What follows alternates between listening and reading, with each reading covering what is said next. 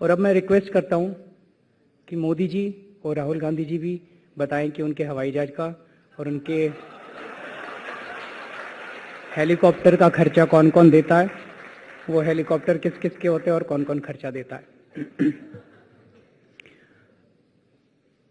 आज सुबह बड़े इंटरेस्टिंग घटनाक्रम घटा।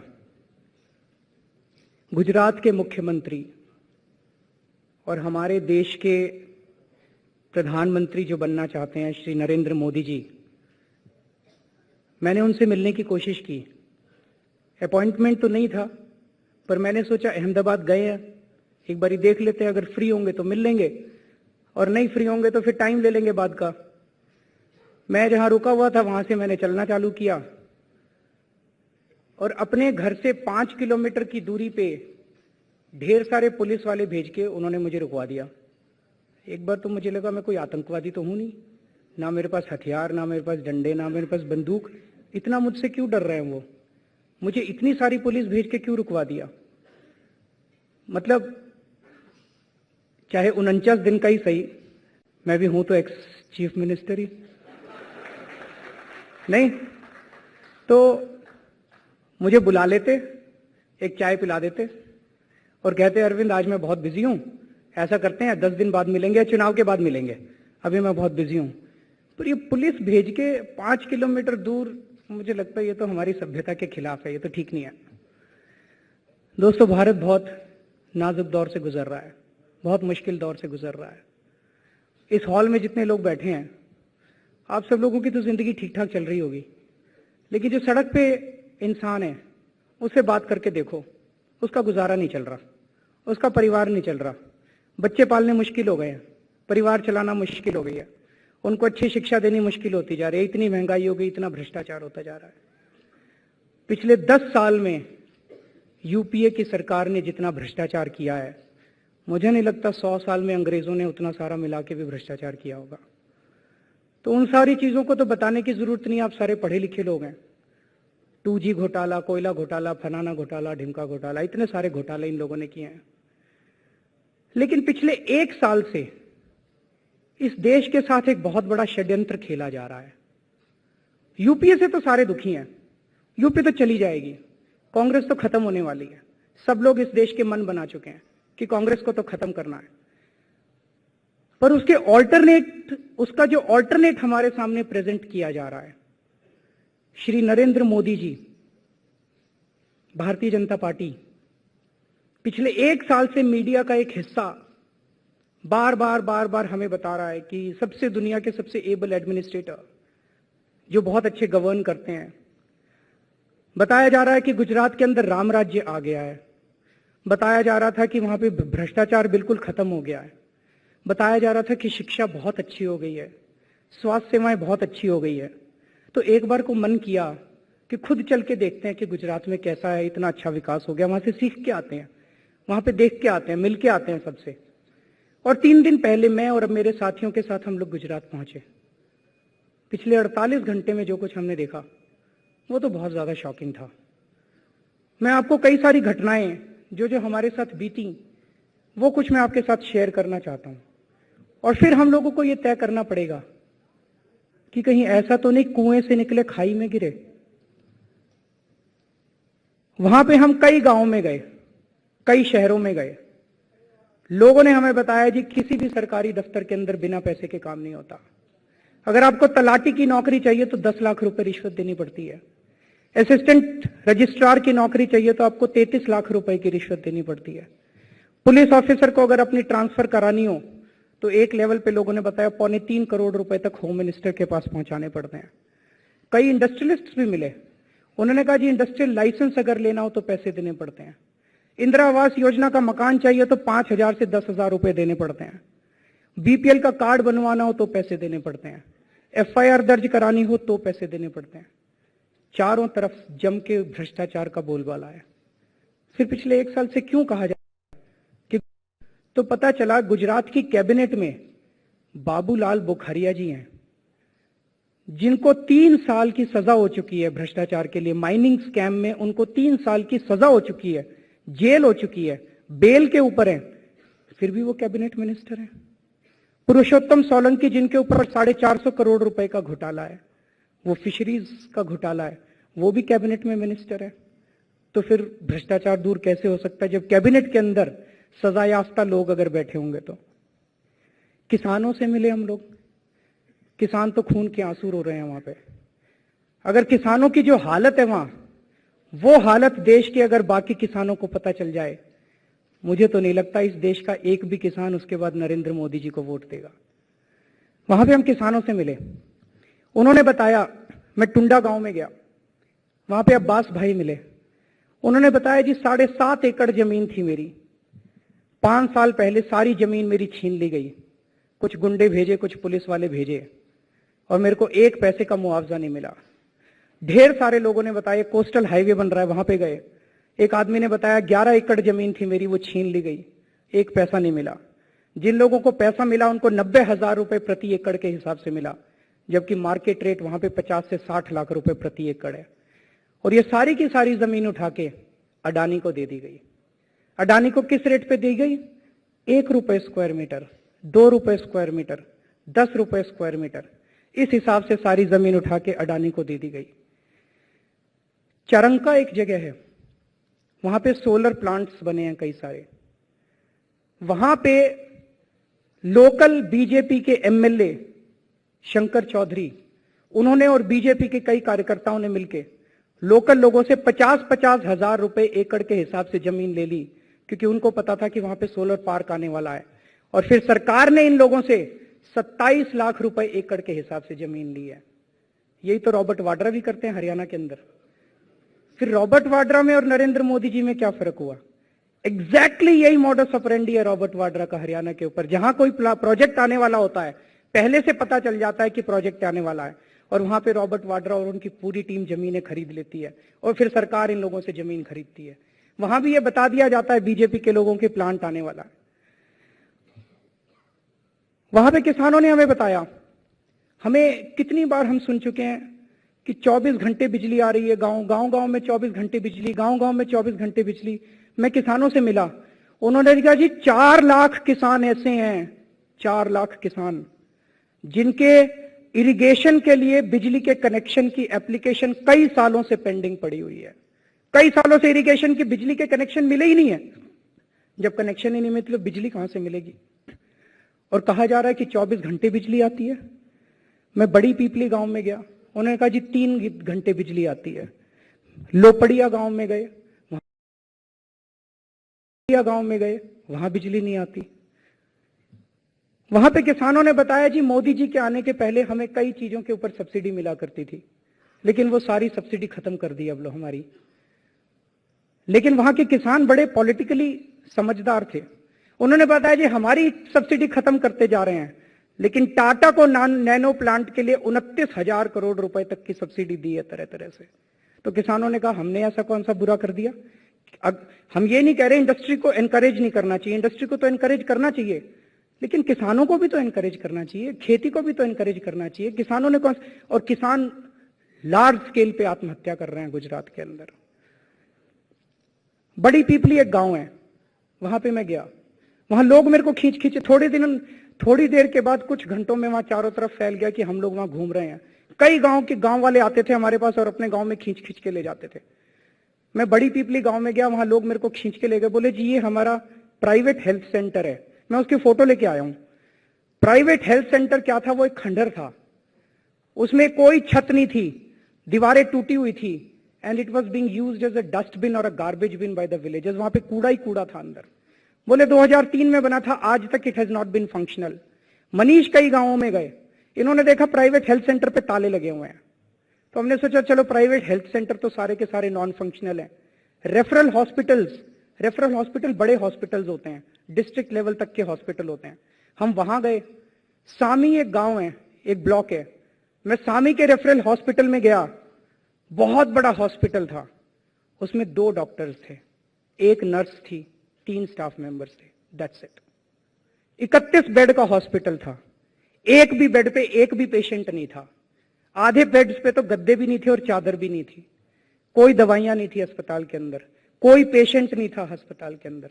मैंने डॉक्टर से पूछा, यहाँ पे लगता बीमारियां नहीं होती लोगों को? हमारे दिल्ली में तो एक एक बेड के ऊपर 4-4 पेशेंट पड़े रहते हैं वहां पे दिल्ली के अंदर। यहां तो एक बेड के ऊपर एक भी पेशेंट नहीं है।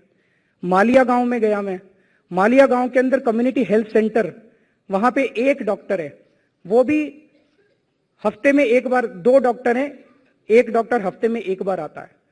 वहां भी लोग बताते हैं कि कोई इलाज नहीं होता, कोई दवाइयां नहीं होती हैं। भुज में एक हॉस्पिटल बना। जब भुज का अर्थक्वेक आया था तो अटल बिहारी वाजपेयी जी उस टाइम प्रधानमंत्री थे, उनका दिल रो पड़ा। उन्होंने तुरंत कहा कि यहां पे हम एक सुपर स्पेशलिटी हॉस्पिटल बनाएंगे। उन्होंने 130 करोड़ रुपए प्राइम मिनिस्टर रिलीफ फंड से सैंक्शन कर दिए। उस 130 करोड़ रुपए से एलएनटी वालों ने रिकॉर्ड टाइम में बहुत ही खूबसूरत हॉस्पिटल बना के तैयार कर दिया, रिकॉर्ड टाइम में। लेकिन वो हॉस्पिटल कई साल तक चला ही नहीं। It was never made functional. और फाइनली उस अस्पताल को उठा के अडानी को दे दिया गया। अब अडानी उनको उस हॉस्पिटल को फॉर प्रॉफिट बेसिस पे एक मेडिकल कॉलेज की तरह चला रहे हैं। ये हेल्थ का हाल है। एजुकेशन में एक गांव है वाव तालुका, वहां पे एक कॉलेज में गए, 618 स्टूडेंट्स हैं वहां पे, 2 टीचर्स हैं। 618 स्टूडेंट्स, 2 टीचर्स, ऐसे तो कॉलेज नहीं चल सकता। कॉलेज में तो टीचर्स बहुत होने चाहिए। एक एक टीचर की सैलरी आप गेस कर सकते हैं कितनी है ऑफिशियली? 5300 rupees per month. इतने तो शायद मिनिमम वेजेस भी नहीं होते। 5300 रुपीज पर मंथ पे आप 5 लोगों का परिवार कैसे चला सकते हैं? आप कैलकुलेट करके देख लीजिए। It comes to less than 40 rupees per person per day. 40 रुपए में एक आदमी, पढ़ा लिखा आदमी, प्रोफेसर लेवल का आदमी गुजारा कैसे कर सकता है? 40 रुपए पर पर्सन पर हेड के बेसिस पे। Large number of vacancies both in colleges, schools and government hospitals. ये वहां पे एजुकेशन का हाल है। और जितनी फिगर्स हमें बताई जा रही हैं, वो फिगर्स में भी कुछ ना कुछ गड़बड़ है। मोदी जी कई बार कहते हैं कि कृषि बहुत बढ़ गई, कृषि बहुत बढ़ गई। कृषि का विकास दर 11% एग्रीकल्चरल ग्रोथ रेट हुआ, 11% एग्रीकल्चर। हम लोगों ने उन्हीं की वेबसाइट से डाउनलोड किया है फिगर्स। 2007 में 27,815 करोड़ रुपए का एग्रीकल्चरल प्रोडक्शन हुआ। 2012-2013 में 25,908 करोड़ रुपए का एग्रीकल्चरल प्रोडक्शन हुआ। That leads to a negative growth rate of -1.18% of agricultural growth rate. झूठ बोला जा रहा है। कहा गया कि 2002 के बाद गुजरात में कोई राइट्स नहीं हुए। मेरे पास 12 राइट्स की लिस्ट है। 2006 में ही वडोदरा के पास बहुत बुरे राइट्स हुए थे, आप सब लोगों को पता है। Small scale industries, large number of small scale industries have close down in Gujarat in the last 10 years। बहुत सारी इंडस्ट्रीज बंद हो गई हैं वहां पे। मेहसाना में हम लोग गए, वहां पे एक इंडस्ट्रियलिस्ट हमें मिला, कहता है जी 187 इंडस्ट्रीज होती थी इस इलाके के अंदर, इंडस्ट्रियल एरिया में 147 इंडस्ट्रीज बंद हो गई हैं। So what is the model? The model is small scale industries को बंद कर दो, मीडियम स्केल इंडस्ट्रीज को बंद कर दो, केवल कुछ चंद लोगों के हाथ में सारी इंडस्ट्रीज दे दो, अडानी, अंबानी, XYZ, केवल इन लोगों के हाथ में सारी इंडस्ट्रीज दे दो। ये तो इंडस्ट्रियल मॉडल नहीं हो सकता, ये तो डेवलपमेंट का मॉडल नहीं हो सकता। अंबानी जी के साथ मोदी जी के रिश्तों को मैं बार बार बात करता रहा हूं। वहां पे एक और नई चीज पता चली। अंबानी परिवार के दामाद सौरभ पटेल को उन्होंने गैस, पेट्रोल और माइनिंग का मंत्री बना दिया। उन्होंने कहा बार बार मेरे पास क्यों आते हो, खुद ही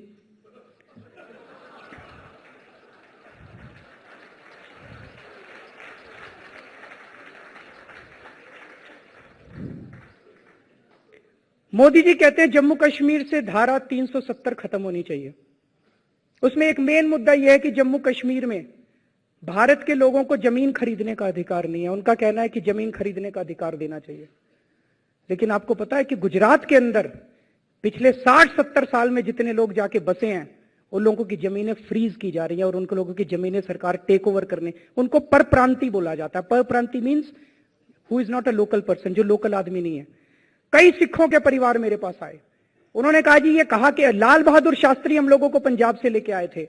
लाल बहादुर शास्त्री ने कहा था कि कच्छ जो है हमारी सीमा के ऊपर है, मैं चाहता हूं कि पंजाबी और सरदार यहां पे आके बसें और हमारी बाउंड्री की रक्षा करें। कहता है पूरा का पूरा रेगिस्तान होता था ये, हमने इसको सींच सींच के अपने खून से, अपने पसीने से इस मिट्टी को अभी कृषि लायक बनाया है। और अब हमारी सबकी 2010 के अंदर सारी जमीनें इन लोगों ने फ्रीज कर दी हैं। बहुत सारे भिवानी के, हरियाणा के, बहुत सारे पंजाब के परिवार मेरे पास आए। उन्होंने कहा जी एक सर्कुलर है जिसके बेसिस पे इन्होंने हमसे कहा है कि आप पर प्रांतीय हो, आप बाहर के लोग हो, आप गुजरात के अंदर जमीन नहीं ले सकते हो। ये क्यों किया गया? तो जब सिखों के साथ बैठ के मैंने लंबी मीटिंग की तो पता चला कि बहुत बड़ा लैंड स्कैंडल है। मैंने उनसे, सिखों से पूछा कितने परिवार हैं, कितनी जमीन इन्वॉल्व है, तो बोले जी 1 लाख एकड़ जमीन इन्वॉल्व है। मैंने कहा इसका मार्केट रेट क्या है? तो उन्होंने बताया सर अब तो मार्केट रेट कम हो गया जब से ये फ्रीज की है, लेकिन 3-4 साल पहले 5 लाख रुपए एकड़ मार्केट रेट होता था। अब 5 लाख एकड़ रुपए एकड़ को 1 लाख एकड़ से मल्टीप्लाई करके देखिए, 5,000 करोड़ रुपए की जमीन बेसिकली उनसे छीनी जा रही है, और फिर ये अडानी को दे दी जाएगी 1 रुपए स्क्वायर मीटर के हिसाब से। सुरक्षा की बात करते हैं सर, 3 दिन से हम वहां पे थे। जैसा मैंने कहा चाहे 49 दिन का ही सही था, तो मैं एक्स चीफ मिनिस्टर ही। मेरे काफिले के ऊपर 3 बार हमला हुआ। मेरी गाड़ी का शीशा तोड़ दिया गया, दूसरी बार मेरे पीछे जो गाड़ी थी उसका शीशा तोड़ दिया गया, तीसरी बार मनीष की गाड़ी का शीशा तोड़ दिया गया, और आज पता चला गोपाल राय की गाड़ी का शीशा तोड़ दिया गया। जो मुख्यमंत्री अपने स्टेट के अंदर एक्स चीफ मिनिस्टर की प्रोटेक्शन नहीं कर सकता, वो गुजरातियों की प्रोटेक्शन क्या करेगा? यह मुद्दा उठता है। गुजराती डरे हुए हैं। आप किसी से बात कर लीजिए, हम जहां जहां गए, अगर हम किसी के घर पे बैठ के चाय पी लेते थे तो तुरंत थोड़ी देर के बाद पुलिस वाले पहुंच जाते थे, अपना लाइसेंस दिखाओ, अपना आई कार्ड दिखाओ। उनकी वो शुरू हो जाती थी, उनकी इंटेरोगेशन शुरू हो जाती थी। ये तो मैं खुदा का बड़ा शुक्रगुजार हूं, मेरा अभी तक एनकाउंटर नहीं हुआ वहां पे।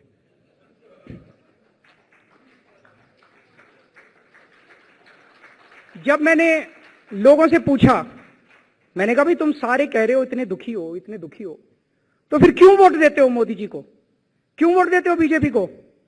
तो कहते जी यहां कोई ऑपोजिशन नहीं है, कांग्रेस का बुरा हाल है, कांग्रेस तो बिल्कुल ही गई गुजरी पार्टी है, कांग्रेस को कोई नहीं चाहता यहां पे, ऑपोजिशन को टिकने ही नहीं दिया गया। या तो ऑपोजिशन को खरीद लिया जाता है, या ऑपोजिशन को डरा दिया जाता है, या ऑपोजिशन को मरवा दिया जाता है। That is the only thing that is left. Gujarat को मोदी जी नहीं चला रहे, गुजरात को अंबानी और अडानी चला रहे हैं। इनके लिए कोई कानून नहीं है, इनके लिए कोई गुजरात हाई कोर्ट का, सुप्रीम कोर्ट का ऑर्डर नहीं है सर। अगर आज अडानी जी यहां पे जहां उंगली रख दें वो जमीन उनकी हो गई। ये गुजरात के अंदर कानून चलता है। लेकिन सबसे बड़ी बात यह है, मोदी जी जवाब क्यों नहीं देते हैं? उनको जवाब तो देना चाहिए। यह जनतंत्र है, जनता का शासन है। 1947 के अंदर भारत आजाद हो गया था, राजा महाराजा खत्म हो गए थे हमारे देश के अंदर से। मीडिया वालों के जवाब नहीं देते, वो प्रेस कॉन्फ्रेंस नहीं करते। वो हम उनसे मिलना चाहते हैं तो पुलिस भेज के हमको रुकवा देते हैं। हम उनसे प्रश्न पूछना चाहते हैं इस देश की, वो हेलीकॉप्टर से आते हैं, स्टेज के ऊपर उतरते हैं, भाषण देते हैं और फिर स्टेज के ऊपर से वापस चले जाते हैं। जनता कहती है हमारे साथ बैठो तो सही, हमारी बात तो करो, हमारे साथ थोड़ी 2-4 बातें तो करो, हम भी प्रश्न पूछना चाहते हैं, हमारे मन में बहुत सारे डाउट है, कुछ बताओ तो सही। ये कहां का जनतंत्र है? यही राहुल गांधी भी करते हैं और यही मनमोहन सिंह भी करते हैं। फर्क क्या है इन लोगों के अंदर? एक मन में प्रश्न तो उठता है। कई जगह मुझे काले झंडे दिखाए गए। एक जगह मैंने गाड़ी रोक ली, जो झंडे दिखा रहे थे उनको बुलाया मैंने कहा बताओ क्यों काले झंडे दिखा रहे हो, क्या प्रॉब्लम है? कहते जी आप केवल नेगेटिव बातें कर रहे हो मोदी जी की, इतनी पॉजिटिव बातें भी तो हुई है। मैंने कहा बताओ, चलो बैठो गाड़ी में चलते हैं, बताओ क्या पॉजिटिव हुई। कहते देखो सड़क कितनी अच्छी है। मैंने कहा बिल्कुल अच्छी है, हाईवेज बहुत अच्छे हैं, गांव में चलते हैं, गांव में तो सड़क है ही नहीं। बड़ी मजे की बात, मैं फोटो लेके आया हूं, मोदी जी की अपनी कंस्टिट्यूएंसी के अंदर सड़कें नहीं है। जिस कंस्टिट्यूएंसी में से वो आते हैं 15 साल से, जहां से चुनाव लड़ रहे हैं, वहां एक स्कूल के अंदर गए, मोदी जी की कंस्टिट्यूएंसी के स्कूल के अंदर, चारों तरफ लैटरिन बिखरी हुई थी, चारों तरफ उल्टी पड़ी थी। ऐसा स्कूल होता है। फिर मैंने उनसे पूछा अच्छा सड़कों के अलावा और क्या अच्छा किया मोदी जी ने?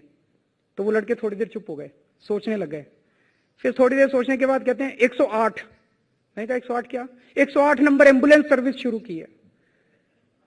मैं कहा इतना सोचने के बाद 15 साल में आपके मुख्यमंत्री ने एक अच्छी एम्बुलेंस सर्विस शुरू की है, बस यही है और कुछ नहीं है।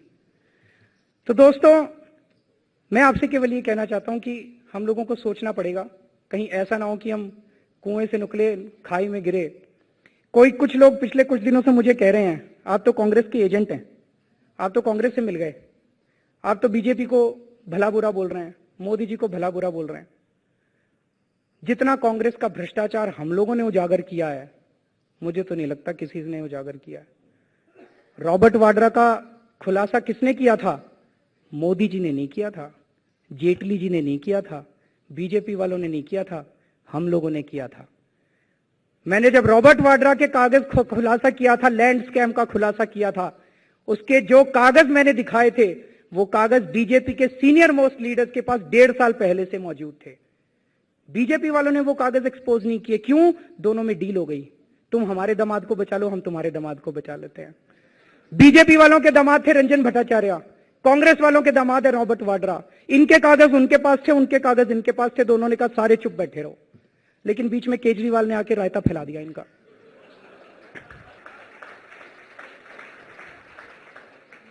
सलमान खुर्शीद का खुलासा किसने किया था? मैंने किया था, बीजेपी वालों ने नहीं किया था। शीला दीक्षित के खिलाफ 15 साल से बीजेपी वाले कमजोर कैंडिडेट खड़ा करते थे, वो जीत रही थी। पहली बार आम आदमी पार्टी ने शीला दीक्षित को हराया है। और आज राहुल गांधी के खिलाफ मोदी जी की चुनाव लड़ने की हिम्मत नहीं है, अरुण जेटली की चुनाव लड़ने की हिम्मत नहीं है, सुषमा स्वराज की चुनाव लड़ने की हिम्मत नहीं है। आम आदमी पार्टी ने अपना सबसे बड़ा नेता कुमार विश्वास राहुल गांधी को हराने के लिए भेजा है। और फिर बीजेपी वाले बेशरम होकर कहते हैं कि कांग्रेस के साथ मिले हुए हो। हमें कांग्रेस और बीजेपी दोनों की राजनीति को खत्म करना है इस देश के अंदर। इस देश में ईमानदार राजनीति स्थापित करनी है हम लोगों को। कैसा भारत चाहते हैं हम लोग? आम आदमी पार्टी कैसा भारत चाहती है? हमारे अपने सपने हैं, लेकिन हम लोग जनता के बीच में घूम रहे हैं, जनता से पूछ रहे हैं कैसा भारत चाहिए। सबसे पहले लोगों को सुरक्षा चाहिए, सबसे पहले लोगों को अपने जान माल की सुरक्षा चाहिए। महिलाओं के बलात्कार हो जाते हैं, किसी का कुछ नहीं होता। दिल्ली के अंदर पिछले 1 साल में 1600 महिलाओं के बलात्कार हुए हैं, 1600 महिलाओं के बलात्कार हुए हैं। आपने एक बलात्कार तो सुना था निर्भया का, वो तो सारे मीडिया ने दिखाया था, उसके ऊपर तो फास्ट ट्रैक कोर्ट भी बन गए, उसके ऊपर तो सारे, तो 8 महीने में उसको सजा हो गई। बाकी 1629 बलात्कारों का क्या हुआ? वो तो अभी भी खुलेआम घूम रहे हैं और 20-20 साल तक घूमते रहेंगे और महिलाओं के बलात्कार करेंगे। वो उनको सुरक्षा कौन दिलवाएगा? उनको न्याय कौन दिलवाएगा? तो सुरक्षा और न्याय ये इस देश के लोग मांग कर रहे हैं। कोई भी सरकार हो, आम आदमी पार्टी चाहती है कि सुरक्षा और न्याय सबसे पहले इस देश में। दंगे करवाए जाते हैं, दंगे होते नहीं है, कोई दंगा नहीं होता। मैं जानता हूं इस देश के अंदर बहुत सारे इलाकों को जानता हूं जहां हिंदू और मुसलमान सदियों से बिल्कुल भाईचारे की तरह जिंदा रह रहे हैं, सदियों से भाईचारे की तरह, भाई बहन की तरह रह रहे हैं, भाई भाई की तरह रह रहे हैं वहां पे। लेकिन कोई ना कोई पार्टी आती है और अपनी रोटियां सेकने के लिए वहां पे दंगा करवा देती है। मेरा मानना है कि एक दंगे की अगर जांच हो जाए ठीक से, केवल एक दंगे की जांच, और वो दंगा जिस पार्टी ने करवाया उसके टॉप नेता को आप जेल में भेज दीजिए, इस देश के अंदर दंगे होने बंद हो जाएंगे। एक दंगे की जांच करवा लीजिए केवल आप, इस देश के अंदर दंगे होने बंद हो जाएंगे। खुद ही दंगे करवाते हैं और खुद ही जांच करवाते हैं। तो आम आदमी पार्टी चाहती है इस देश के लोगों को सुरक्षा मिले, इस देश के लोगों को न्याय मिले, इस देश के लोगों को भ्रष्टाचार मुक्त शासन मिले। कई लोग कहते हैं भ्रष्टाचार दूर नहीं हो सकता इस देश से, अब तो ये हमारे खून में हो गया। लेकिन दोस्तों, मेरा 49 दिन का जब मैं मुख्यमंत्री था, मेरा अपना एक्सपीरियंस है, 49 दिन के अंदर हमने दिल्ली के अंदर भ्रष्टाचार काफी कम कर दिया था। और ये मैं नहीं कह रहा, टाइम्स ऑफ इंडिया ने एक सर्वे करवाया था इंडिपेंडेंट, जो ये कहता है कि दिल्ली के अंदर 49 दिन में जब केजरीवाल की सरकार थी, भ्रष्टाचार काफी कम हुआ।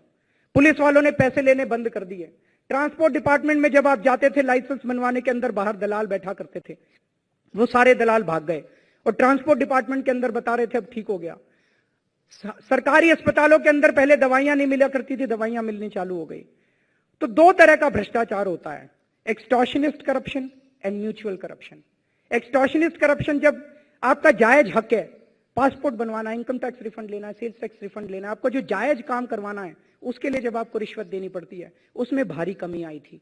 दूसरा है म्यूचुअल करप्शन, जो ऊपर के लेवल पे ठेका लेने के लिए और ठेका देने के लिए लोगों को रिश्वत देनी पड़ती है। कोई बाहर आके नहीं कहता कि गड़बड़ हो गई, उसके लिए डेटरेंस जरूरी है कि अगर पकड़े गए, इस देश के अंदर आज कानून हमारा ऐसा है कि अगर आप, पहली बात तो पकड़े ही नहीं जाते, और पकड़े भी जाते हैं तो जेल नहीं होती, सबको बेल मिल जाती है। कनिमोई को बेल मिल गई, राजा को बेल मिल गई, सब लोगों को बेल मिल जाती है इस देश के अंदर। हम चाहते हैं ऐसा जन लोकपाल कानून लाना चाहते थे, लेकिन बीजेपी और कांग्रेस वाले इकट्ठे हो गए, उन्होंने हमारी सरकार गिरा दी। हम जन लोकपाल कानून नहीं लेके आ सके। तो भ्रष्टाचार दूर किया जा सकता है, मैं ये नहीं कह रहा 100% दूर किया जा सकता है, लेकिन भ्रष्टाचार के लेवल को हम बड़ा सब्सटैंशियली 10%, 20% तक भ्रष्टाचार को ला सकते हैं। हम 80% ईमानदार व्यवस्था कायम कर सकते हैं, ऐसा मेरा मानना है। आज देश के अंदर एक व्यापारी को व्यापार नहीं करने दिया जाता। इस देश के 99% व्यापारी, इस देश के 99% इंडस्ट्रियलिस्ट, इस देश के 99% बिजनेसमैन ईमानदारी से काम करना चाहते हैं, लेकिन सरकार उनको काम नहीं करने देती। जानबूझ के ऐसे ऐसे कानून बनाए गए हैं कि एक आम आदमी को भ्रष्टाचार करना पड़ता है। एक बिजनेसमैन कहता है यार मेरे से टैक्स ले लो, मेरा पीछा छोड़ो, मेरे को धंधा करने दो, लेकिन उसको करने नहीं दिया जाता। तो आम आदमी पार्टी मानती है कि सरकार को कम से कम इंटरफेयर करना चाहिए धंधे के अंदर। एक ऐसी ईमानदार व्यवस्था कायम करनी चाहिए कि कोई भी अगर अपना बिजनेस करना चाहे तो वो बिजनेस, नया बिजनेस करना चाहे नया बिजनेस कर सके, बिजनेस फ्लरिश करना चाहे बिजनेस फ्लरिश कर सके। लेकिन अगर कोई कानून को तोड़ेगा तो उसके साथ सख्ती के साथ व्यवहार करना चाहिए। Rule of law, that is most important. शिक्षा और स्वास्थ्य, मुझे यह लगता है आज हमारे देश के अंदर एक गरीब आदमी के घर अगर कोई पैदा हो जाए बच्चा, उसका क्या कसूर है कि एक गरीब के घर में पैदा हो गया, लेकिन फिर वो सरकारी स्कूल में जाता है। हम सब लोगों के बच्चे प्राइवेट स्कूलों में जाते हैं, डीपीएस में जाते हैं, मॉडर्न स्कूल में जाते हैं, बड़े अच्छे अच्छे स्कूलों में जाते हैं, लेकिन एक गरीब आदमी का बच्चा वो सरकारी स्कूल में जाता है।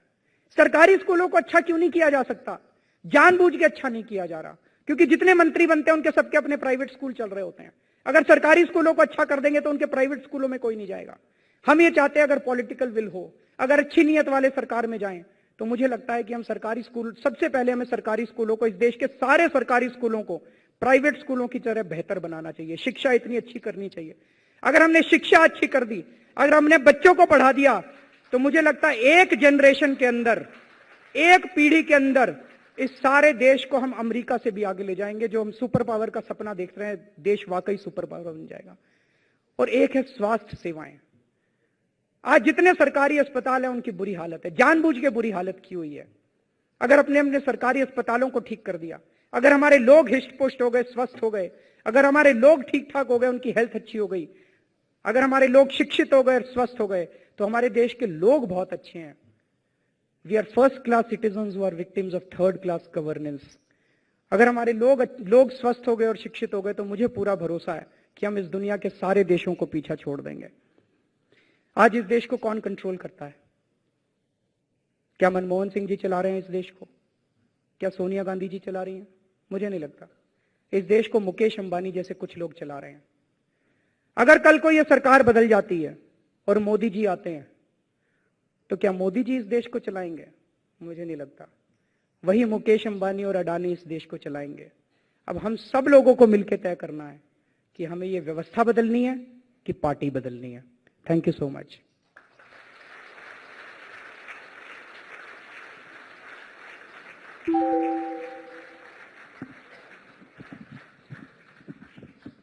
आपसे पहला सवाल तो ये करूंगी कि गुजरात के बाद do you plan to go to Uttar Pradesh and meet Akhilesh Yadav? Do you have any plans? ऐसा कोई प्लान क्योंकि आज सुबह उन्होंने कहा है, सुबह सेशन में, वो आपसे मिलना नहीं चाहते हैं। मिलना नहीं चाहते आपसे। अखिलेश यादव जी? अखिलेश मुझसे कोई नहीं मिलना चाहता। बिल्कुल आपसे हाँ? मुझसे कोई नहीं मिलना चाहता। तो मैं कहा मैं आपको पहले वार्न कर दूं कि वो वैसे ही उन्होंने कह दिया कि वो आपसे मिलना नहीं चाहते हैं। मेरा पहला सवाल आपसे, मैंने आपकी स्पीच सुनी, बहुत सारी स्पीचेस सुनी है। Does Arvind Kejriwal want to be the Prime Minister of India? No, I don't want to become the Prime Minister. Neither do I want to become the Chief Minister. मेरा मकसद कोई मंत्री, प्रधानमंत्री, मुख्यमंत्री बनने का बिल्कुल भी नहीं है। ना मेरा एम्बिशन है, ना मेरा मकसद है। हमारा मकसद केवल इस देश के लिए है। हमारा मकसद इस देश को भ्रष्टाचार, महंगाई और सांप्रदायिकता से छुटकारा दिलाने का है। आपने 2012 में कहा कि आप पॉलिटिक्स नहीं ज्वाइन करेंगे। 2013 में आपने कहा मैं चीफ मिनिस्टर नहीं बनूंगा। 2014 में आपने कहा मैं लोकसभा इलेक्शंस नहीं लड़ूंगा। अब लगता है कि आप लड़ेंगे। तो हम किस चीज को बिलीव करें? क्योंकि हर बार आपने जो भी कहा, फिर आपने कहा लोगों की इच्छा है, लोगों की डिमांड है और अरविंद केजरीवाल वही करेगा जो लोग चाहेंगे। तो अगर लोगों ने चाहा कि आपको प्राइम मिनिस्टर बनना है तो आप बन जाएंगे? देखिए, मेरी प्रधानमंत्री बनने की कोई इच्छा नहीं है, लेकिन आपका जो पहला सवाल है, मैं ये मानता हूं कि मैंने कई बार अपने निर्णय बदले हैं। दो तरह की चीज़ें होती हैं। एक होती है एथिकल, अगर कोई ऐसी बात है जो कि इमोरल है, अनइथिकल है और वो हम करते हैं, वो गलत है। लेकिन अगर अपनी यात्रा में हमें कई बार अपने निर्णय बदलने पड़ते हैं और निर्णय बदलने का कारण हमेशा हम लोग देते हैं, हम लोग ट्रांसपेरेंटली सबको बताते हैं, तो मुझे लगता है उसमें कोई गलती नहीं है। गुजरात के बारे में बात करूंगी। आपने तो काफी कुछ कहा, कुछ ऐसे चार्जेस भी दिए, कितने सब्सटैंशिएटेड हैं, क्या प्रूफ है, वो आगे चल के देखा जाएगा। बट ये जानना चाहती हूँ कि आपने हमेशा कहा कि मेरी लड़ाई, आम आदमी पार्टी की लड़ाई इशू बेस्ड है। जो थ्रेट्स हैं कंट्री को, चाहे वो करप्शन है, कम्युनलिज्म है, विमेन सेफ्टी है, विमेन सेफ्टी है। आपने कहा मेरी लड़ाई राहुल गांधी या नरेंद्र मोदी के खिलाफ नहीं है, जब आपसे पूछा गया था। आज आप गुजरात गए, आपकी इलेक्शन कैंपेन में सबसे बड़ा आपका जो अब ये पिट स्टॉप या आप उसको टूर कहेंगे, वो गुजरात में था। क्या ये एक डिलिबरेट अटेम्प्ट नहीं था to pit Arvind Kejriwal as a challenger और a contender to Narendra Modi? क्या ये एक स्मार्ट पॉलिटिकल मूव नहीं है?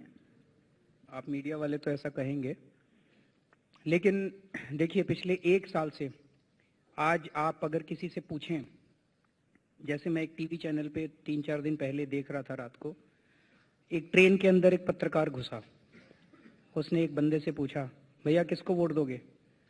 बोला मैं किसान हूं, नरेंद्र मोदी को वोट दूंगा। क्यों दोगे? नरेंद्र मोदी जी किसानों के मसीहा हैं। ये पिछले 1 साल से इस देश के अंदर सबसे बड़ा षड्यंत्र चल रहा है कि कुछ मीडिया हाउसेस ने जानबूझ के मोदी जी को इस तरह से प्रोजेक्ट किया है जैसे कि वो विकास पुरुष हैं, मसीहा हैं, किसानों के मसीहा हैं, भ्रष्टाचार खत्म हो गया है।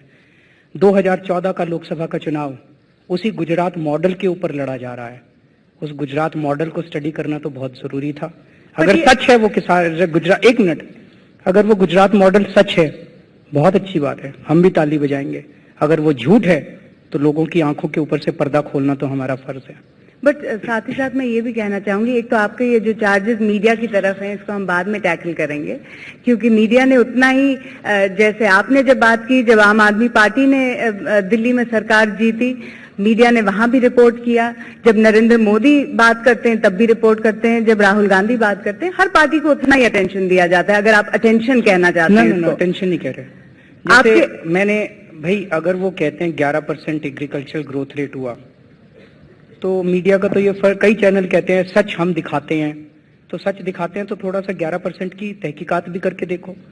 अगर मोदी जी कहते हैं भ्रष्टाचार खत्म हो गया, तो जैसे 4-5 स्टिंग ऑपरेशन हमारी सरकार पे किए गए, 2-4 स्टिंग ऑपरेशन को मोदी जी के भी करके देखो।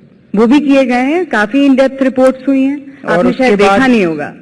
अच्छा चलो, मैं देख लूंगा, नेट पे जाके सर्च कर लूंगा। देख लीजिएगा। नहीं, बट वापस सवाल पे आती हूँ, जो आपका गुजरात का ताल्लुक है, और मैं खासतौर पे इस बारे में जानना चाहती हूँ कि उनके अरविंद केजरीवाल हमेशा इस इशू बेस्ड बात करते थे, और सडनली ये जो इलेक्शन नजदीक आने लगा तो नरेंद्र मोदी वर्सेस अरविंद केजरीवाल की बात होने लगी। मैंने तो मुद्दों की बात की। मैं आपको बताना चाह रही हूँ, 22 जनवरी को योगेंद्र यादव ने इंडिया टुडे ग्रुप से बात की थी, और तब उन्होंने कहा कि अब हम नरेंद्र मोदी के को टारगेट कर रहे हैं। उसके बाद 25 फरवरी को आपने इंडिया इस्लामिक सेंटर में बात की, आपने कहा कि communalism is the biggest threat. Want you building the momentum, want you building this momentum against Narendra Modi? Very interesting. अगर मैंने कहा communalism is the biggest threat, तो आपने उसको नरेंद्र मोदी जी से क्यों जोड़ा? क्योंकि उसके बाद आपसे सवाल पूछे गए थे आपके मन में। मेरे मन में, आपके मन में, मीडिया के मन में पॉलिटिकल नुआंस तो आप भी समझते हैं। मैंने तो कुछ बोला ही नहीं था, मैंने तो कहा था communalism is the biggest threat. आप कहते हो नरेंद्र मोदी की बात कर रहा है। जब आपने ग्राफ की बात की, आपने तो कुछ बोला ही नहीं, को एक साथ जोड़ा। जब आपने कम्युनलिज्म की बात की, आपने नरेंद्र मोदी को भी जोड़ा। सीरियस नोट, मैंने रॉबर्ट वाड्रा जी के भ्रष्टाचार को एक्सपोज किया। मैंने कभी रॉबर्ट वाड्रा जी के खिलाफ पर्सनल उसमें कभी कैपेसिटी में नहीं बोला।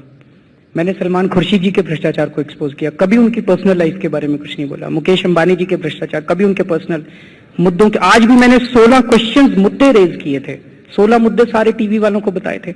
मैंने कभी मोदी जी के पर्सनल लाइफ के बारे में, उनकी पर्सनल जिंदगी के बारे में कभी नहीं बोला। मुद्दों की बात कर रहे हैं और मुद्दे आने चाहिए, मुद्दे डिस्कस होने चाहिए। उसको आप पर्सनलाइज तरीके से मत लीजिए, मैंने कभी पर्सनलाइज नहीं किया। ठीक है, मान लिया कि आपका ट्रिप जो गुजरात का था, it was not meant to be a confrontation और प्रोवोकेटिव, बट आप वहां थे, खबर आई कि आपको डिटेन किया गया। गुजरात पुलिस कहती है कि हम अंडर द इलेक्शन कमीशन हम पता कर रहे थे कि कहीं आप ट्रैफिक वायलेट तो नहीं कर रहे हैं, आपके पास परमिशंस हैं, और उसका रिएक्शन हमने दिल्ली में देखा। आपके पार्टी वर्कर्स बीजेपी हेडक्वार्टर्स पहुंच गए। क्या वो प्रोवोकेशन नहीं थी? देखिए, दो चीजें इसमें है। पहली चीज तो हमारे पार्टी वर्कर्स जो बीजेपी दफ्तर गए, मुझे लगता है उसकी जरूरत नहीं थी। उसकी जरूरत इसलिए नहीं थी, हमारी लड़ाई बीजेपी वालों से नहीं है, हमारी लड़ाई इस भ्रष्टाचार से है। तो जो विकास का मॉडल हम गुजरात में एक्सपोज कर रहे थे, आज हमारे सामने सबसे बड़ा चैलेंज है उसको देश के जनता के बीच में ले जाना। तो आप मानते हैं you are embarrassed by that? नहीं, I am just coming to that. दूसरा, जो आपने नहीं कहा मैं कहता हूं, हमारे कुछ लोगों ने वहां पे वायलेंस में इंडल्ज किया। I admit that and I am extremely sorry about it. मैं माफी मांगता हूं इस देश से उसके बारे में। अगर हम लोग हिंसा करेंगे तो फिर बहुत गड़बड़ हो जाएगी, फिर तो ये सारा मूवमेंट डिरेल हो जाएगा। आज तक 3 साल से हम लोगों ने इतने सारे प्रोटेस्ट किए, इतने सारे धरने प्रदर्शन किए, कहीं जरा सी भी वायलेंस नहीं हुई। हम लोग डंडे खाते हैं, डंडे मारते नहीं है। हम लोग इसमें यकीन करते हैं कि डंडा मारने वाला कायर होता है, डंडा खाने वाला बहादुर होता है। तो I was very upset about it. मैंने उसके बारे में ट्वीट भी किया, मैंने उसके बारे में स्टेटमेंट भी दिया, मैंने अपने कार्यकर्ताओं से भी बात की, अपने लीडर्स से भी बात की, और अभी जब मैं दिल्ली लौटूंगा तो उसके बोले बगैर उन्होंने स्टेप लिया था। हर चीज के लिए मुझसे नहीं पूछते, मतलब बहुत सारी एक्टिविटीज देश भर में होती हैं। तो ये आपको पता नहीं था जब देखिए मैनिफेस्ट हुआ उसके बाद आपको खबर आई? उन्होंने बीजेपी के हेडक्वार्टर पे प्रोटेस्ट किया, स्ट्रैटेजिकली वो जरूरत नहीं थी, but there was nothing wrong in it, but it should not have been done because BJP से हमारा लड़ाई नहीं है, कांग्रेस से हमारी लड़ाई नहीं है, समाजवादी पार्टी से हमारी लड़ाई नहीं है। हमारी लड़ाई भ्रष्टाचार और महंगाई से। हमारे को जनता के बीच में जाना है, पूरा दिन हमें जनता के बीच में रहना है। That strategically it was, I feel जरूरत नहीं थी वो करने की, नंबर 1। नंबर 2, जो हिंसा में हमने लिया वो कंप्लीटली नॉन नेगोशिएबल है, उसको बर्दाश्त नहीं किया जा सकता, वो बिल्कुल गलत है। मैंने उनको बोला कि अगर दोबारा ऐसे करोगे मैं गुजरात का दौरा छोड़ के वापस आ जाऊंगा, मैं बंद कर दूंगा ये सब, ये बर्दाश्त नहीं किया जाएगा। यहाँ बहुत लोग और बहुत सारे लोग हमें ट्वीट करते रहते हैं, जानना चाहते हैं कि आपका विजन क्या। आपने बात की about women security, education, safety, so on and so fourth, बहुत बार ये बात कर चुके हैं। बट बहुत सारे ऐसे लोग हैं, बहुत सारी औरतें जो हमें विमेन ट्वीट करती हैं, पूछती हैं कि अरविंद केजरीवाल खप पंचायत को बैन करने में क्यों नहीं बिलीव करते? ये एक, लेट मी जस्ट क्लैरिफाई, खाप पंचायत को बैन करने का मतलब क्या है, इसको अच्छे से समझ लें थोड़ा सा, बिकॉज उसको गलत इंटरप्रेट किया जाता है। खाप पंचायत कोई लीगल एंटिटी नहीं है, ना संविधान में दिया हुआ और ना किसी कानून में दिया हुआ। खाप पंचायत एक शब्द है, जैसे किटी पार्टी होती है, कुछ औरतें मिलती हैं तो अपने आप को they call themselves as a kitty party, ऐसे कुछ लोग मिलकर अपने आप को खाप पंचायत बोलते हैं। I am coming to that, please एक मिनट पूरा, बिकॉज ये बहुत सेंसिटिव मामला है, so please allow me to speak. कुछ लोग मिलते हैं अपने आप को और खाप पंचायत बोलते हैं। आज आप ये कह दीजिए कि खाप पंचायत को हमने बैन कर दिया, ये लोग मिलके अपने आप को कोई और नाम रख लेंगे, नाम बदल लेंगे, it will not solve the purpose. समस्या क्या है? Let me complete. समस्या क्या है? Let's try to define the problem and let's try to arrive at the solution. समस्या ये है कि वो लोग मिलके कई बार ऐसे डिसीजन लेते हैं जो कि कानून के खिलाफ हैं। इस लड़के लड़की को टांग दो, इस लड़के लड़की को मार दो, ऐसे वो उस तरह के डिसीजन लेते हैं ये लोग। समस्या ये है, उसका समाधान ये है कि जब भी अगर ऐसे निर्णय कभी लिए जाएं किसी लड़के या लड़की के खिलाफ, just one second, let me just complete, hold on. जब भी ऐसा कभी निर्णय लिया जाए जो कि संविधान के खिलाफ हो, कानून के खिलाफ हो, उस निर्णय में लेने में जितने लोगों ने पार्टिसिपेट किया उन लोगों के खिलाफ आप सख्त से सख्त कार्रवाई कीजिए। That is a solution. तब तक तो निर्णय ले लिया जाएगा। आप हमेशा कहते हैं कि खौफ होना चाहिए, डर होना चाहिए। आप एक निर्णय लेके तो देखो, निर्णय तो आप लेते नहीं हो। आप एक केस में सजा देके देखो, दूसरा निर्णय लिया ही नहीं जाएगा। आप एक भी केस में किसी को भी सजा नहीं देते हो, कहते हो खाप पंचायत को बैन कर दो। आप खाप पंचायत को आज बैन करके देख लो, वो फिर भी मिलेंगे, किसी और नाम में मिलेंगे, they will change their name. अच्छा, अंजना है यहाँ ऑडियंस में। अंजना आपसे सवाल पूछना चाहती हूँ। आपने कहा कि आपने गुजरात का दौरा किया और आपने देखा है कि विकास वहां पर नहीं है जो अभी तक आपने स्टडी किया है। फिर क्या लगता है आपको, गुजरात की जनता 3 बार लगातार क्यों चुन रही है नरेंद्र मोदी को? क्या उनके विवेक पर आप सवाल खड़ा कर रहे हैं? नहीं, अभी भाई मैंने अपने भाषण में जवाब दिया। मैं भी काफी एग्जैक्टली यही क्वेश्चन मेरे दिमाग में भी आ रहा था। तो जहां जहां मैं जाता था, मैं हर जगह उनसे यही पूछता था ग्रुप से। मैंने कहा भी आप तो थी थोड़े टाइम मेरे साथ, बिल्कुल खत्म हो चुकी है, कांग्रेस एग्जिस्ट ही नहीं करती है, और कांग्रेस इतनी बुरी है कि लोग उसको बीजेपी से भी बहुत ज्यादा बुरा मानते हैं। नंबर 1। नंबर 2, जो जवाब दिया उन्होंने कि जो कांग्रेस ऑपोजिशन है, ऑपोजिशन को यहां पे एग्जिस्ट ही नहीं करने दिया जाता। ऑपोजिशन को या तो खरीद लिया जाता है, कई भी एमएलए खरीदे गए हैं पिछले दिनों में, या तो ऑपोजिशन को खरीद लिया जाता है, या डरा दिया जाता है, या खत्म कर दिया जाता है। किस एमएलए को खरीदा गया है? अभी आया था पिछले दिनों में कि एमएलए खरीदे गए। उसकी पुष्टि कैसे होगी अरविंद जी? क्या हम सिर्फ इल्जाम लगाएंगे? नहीं, पुष्टि नहीं होगी। अगर कुछ लोग ये पार्टी छोड़ के वो पार्टी में चले जाते हैं तो यही माना जाता है। अरविंद जी, एक और सवाल है, हालांकि मैं इजाजत लूंगी आप लोगों का, मैं लगातार सवाल करूं। मेरा अगला सवाल आपसे ये है कि आपको नहीं लगता है कि गोल पोस्ट शिफ्ट कर दिया है आपने? अगर राजधानी में 40 दिन से ज्यादा दिन आपने दिए होते तो इसी राजधानी में हजारों जगहों पर अधिग्रहण करके, या अब जरा हरियाणा की तरफ चले जाए तो हुड्डा सरकार पर आरोप है कि वो अधिग्रहण करके एंटी फार्मर वो भी है, वहां आपने नहीं चुना। आपने गोल पोस्ट इसलिए शिफ्ट किया क्योंकि अब आप प्रधानमंत्री के स्तर पर एक लड़ाई छेड़ना चाहते हैं। क्या इस बात में दम नहीं है? नहीं है, आपकी याददाश्त कमजोर हो गई है। क्योंकि आपको याद होगा पिछली बार रॉबर्ट वाड्रा जी का हमने जब खुलासा किया था तो हरियाणा की ढेरों डीएलएफ की डील्स हम लोगों ने एक्सपोज की थी, रिलायंस की ढेरों डील्स उन दिनों में हम लोगों ने एक्सपोज की थी। सेक्युलरिज्म, करप्शन टू कम्युनलिज्म सबसे बड़ी दिक्कत है। ये गोल पोस्ट शिफ्ट तो हुआ है ना अरविंद जी आपका? सर जी, आपके लिए गोल पोस्ट हो सकता है, जो लोग मरते हैं ना दंगों में, उनके लिए वो गोल पोस्ट नहीं होते, उनके लिए जिंदगी मौत का सवाल होता है। लेकिन आपके लिए मुद्दा है चुनावों का, यही हम भी कह रहे हैं। सारे मुद्दे हैं। कम्युनलिज्म, सांप्रदायिकता और भ्रष्टाचार एक ही सिक्के के 2 पहलू हैं। मैं आपको बताता हूं कैसे। 5 साल तक ये लोग घोटाले पे घोटाले, घोटाले पे घोटाले, घोटाले पे घोटाले करते हैं, और उसके बाद चुनाव के पहले एक दंगा करा देते हैं। सारे घोटाले जो है वो कारपेट के अंदर चले जाते हैं। हिंदू जाके बीजेपी के पास चले जाते हैं, मुसलमान समाजवादी पार्टी या कांग्रेस के पास चले जाते हैं। ना बीजेपी ने हिंदुओं के लिए कुछ किया, ना समाजवादी पार्टी और कांग्रेस ने मुसलमानों के लिए कुछ किया। उन्होंने केवल हम लोगों को वोट बैंक की तरह इस्तेमाल किया। तौकीर रजा भी उसी का हिस्सा थे। तौकीर रजा का एक आप जरा सा गूगल सर्च मार के देखिएगा, आपको कुछ वीडियोज निकल के आएंगे और वो वीडियोज आपको दिखाएंगे कि वो कौन है। और भी हैं बहुत सारे। जाके अरविंद जी, गुजरात का जो 2001 में प्लान आउटले था वो 5,000 करोड़ का था। 2001 में क्या था? Plan, Gujarat annual plan outlay जो प्लानिंग कमीशन सैंक्शन करता है वेट सेल्स टैक्स के आधार पर, कलेक्शन के आधार पे। Annual plan outlay it is sanction by the planning commission. 2001 में गुजरात का प्लान आउटले था वो करीबन 5,000 करोड़ रुपए था। लास्ट ईयर वो प्लान आउटले हो गया 60,000 करोड़ रुपए। 60,000 करोड़ में कुछ कम 59,000 करोड़ रुपीस। ये पूरा जो उसका जो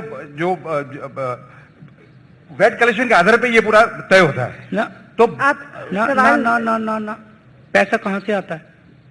नहीं, कहीं से भी आता हो ना ना 12 गुना ना ना ना सर, ना ना ना कहीं 40,000 करोड़ रुपए का डेट था गुजरात के ऊपर 2001-2002 में। आज पता है कितना डेट है? 1 लाख। मेरे प्रश्न का जवाब दीजिए ना। उसी का जवाब आ रहा हूं। हाँ। 1,80,000 करोड़ रुपए का डेट है। वो डेट इसको फाइनेंस कर रहा है सर। और सुनिए आप, अगर वो डेट प्रोडक्टिव एसेट्स में जाता तो बहुत अच्छी चीज थी। बाकी लोगों को भी चांस देना चाहूंगी। मेरा प्रश्न पूरा करने दीजिए।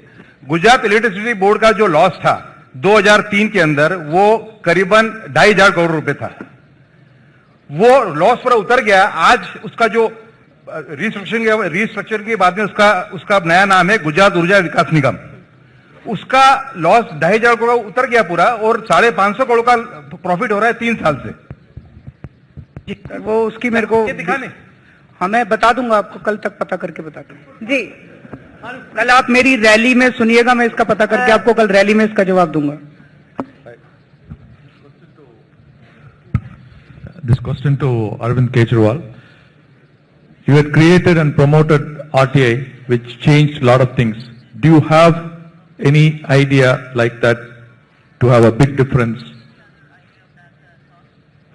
Sir, to change the entire thing? No, I completely agree, sir. अभी मैंने कई सारी चीजें कही. As far as our vision is concerned, I said we believe that the prime responsibility of any responsible government is सबसे पहले सुरक्षा देने की जरूरत है, न्याय देने की जरूरत है, भ्रष्टाचार मुक्त प्रशासन देने की जरूरत है, शिक्षा देने की जरूरत है, स्वास्थ्य देने की जरूरत है. But the most important is complete decentralisation of political power. आज हम कहते हैं हमारे देश में डेमोक्रेसी है. क्या डेमोक्रेसी है? 5 साल में एक बार वोट डालो और उसके बाद 5 साल तक उन्हीं लोगों के सामने हम लोग गिड़गिड़ाते हैं जिसको वोट डाल के चुना था. उसके घर पे जाते हैं तो वो कुत्ते छोड़ देता है. उसके घर पे जाते हैं वो security guard 5 kilometre security guard बंद कर देते हैं हमको. ये तो डेमोक्रेसी नहीं है सर.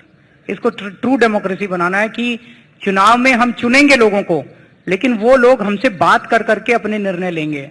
5 साल में जनता से पूछा जाए. Swaraj, complete decentralisation of political power, ये हम लोगों का सपना है. अगर ये होता है सर तो वाकई इस देश के अंदर डेमोक्रेसी आएगी. फिर अंबानी और अडानी इस देश के डिसीजन नहीं लेंगे, आप और ये सब लोग बैठ के इस देश के डिसीजन लेंगे. The lady in red. So my question is, agreeing with what you say and hoping that we would like to get together and make this country a better place, ideally. What now? What is the next step? Join in. Actually, जनतंत्र जनता of the people, by the people, for the people होता है. And when the people stop participating in democracy, then nothing survives. फिर सब कुछ खत्म हो जाता है.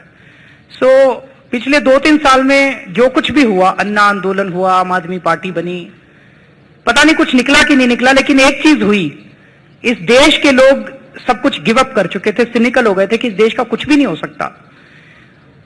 अब लोगों को लगता है कुछ हो तो सकता है और हमारी जिंदगी में ही हो सकता है. आशा वापस लौटी है. जिस देश की आशा खत्म हो जाए, जो देश निराशा में डूब जाए, सबसे बड़ी प्रॉब्लम वही होती है उस देश की कि जब लोग निराशा में डूब जाएं कि इस देश का कुछ नहीं हो सकता. उस निराशा से वापस इस देश के लोगों को यह आंदोलन लौटा के लाया है. इस देश का कुछ हो तो सकता है. एक छोटा सवाल आपसे पूछूंगी. मनीष सिसोदिया साहब बात कर रहे थे पहले और उनने ऑलमोस्ट एडमिट कर लिया कि अगर नरेंद्र मोदी गुजरात से भी लड़ेंगे तो वहां भी आप उनके खिलाफ कॉन्टेस्ट करेंगे. मनीष सब रिकॉर्डेड है. ऐसी उनकी पर्सनल. तो आप उनसे सहमति रखते हैं? उनकी तो सब बात सुनते हैं आप. देखिए, अरविंद कहां से चुनाव लड़े ना लड़े, frankly I am not important. Arvind मैं बहुत छोटा आदमी हूं, मेरी कोई औकात नहीं है. अरविंद केजरीवाल इंपॉर्टेंट नहीं है, ये देश इंपॉर्टेंट है और इस देश के लिए 100 अरविंद केजरीवाल कुर्बान. तो मैं कहां से चुनाव लड़ूंगा? मोदी जी के खिलाफ लड़ूंगा, नहीं लड़ूंगा? ये आप लड़ेंगे कि नहीं? देश जानना चाहता है. छोटी चीज बाद में तय करेंगे इसको. बाद में तय करेंगे. नमस्ते अरविंद जी. आपके कुछ पैराडॉक्सेस होते हैं. जब आप आरोप लगाते हैं तो वो सच हो जाता है. जब आप पे आरोप लगता है आप प्रूफ मांगते हैं. आपके ऊपर स्टिंग ऑपरेशन होता है, आप रॉ डेटा मांगते हैं. दूसरे पे स्टिंग ऑपरेशन होता है, आप उनको गिल्टी मान लेते हैं. आपने मोदी जी के डेवलपमेंट मॉडल में छेद तो कर दिए, लेकिन दिल्ली हमने ज्यादा कुछ देखा नहीं. आपने हमारे पैसे लेके हमको खुद डिस्काउंट दे दिया. आपने कहा कि दिल्ली में सिक्योरिटी नहीं चाहिए, लेकिन आपको गुजरात में सिक्योरिटी की जरूरत थी. तो ये पैराडॉक्स कहीं ज्यादा है. क्या आप उसको आंसर कर सकते हैं?